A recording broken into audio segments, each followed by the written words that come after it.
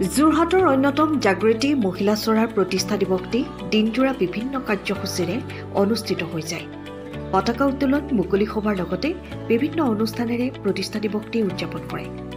পুৱা পতাকা উত্তোলন কৰে সভানেত্ৰী নিকুঞ্জ কটকীয়ে। ইয়াৰ পাছতে বৃক্ষৰোপণ কৰে জাগৃতি মহিলা চৰাৰ জ্যেষ্ঠ মহিলা মাইনী দত্তই।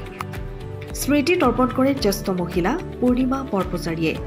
ইয়াৰ পাছতে মুকলি সভাখনি অনুষ্ঠিত হয় আৰু সভাখনিৰ সভাপতিত্ব কৰে সভানেত্ৰী নিকুঞ্জ কটকীয়ে। লগতে উপস্থিত থাকে সমাজসেৱিকা মাইনী দত্ত, পূৰ্ণিমা বৰপূজাৰী, প্ৰধান শিক্ষয়িত্ৰী অঞ্জনা খাৰখৰীয়া, অৱসৰপ্ৰাপ্ত শিক্ষয়িত্ৰী দীপাঞ্জলি গোস্বামী।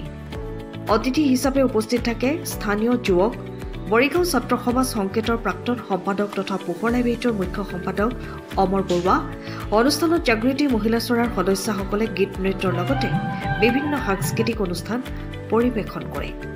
প্ৰতিষ্ঠা দিৱসটিত জাগৃতি মহিলা চৰাৰ বহুসংখ্যক সদস্য উপস্থিত থাকে।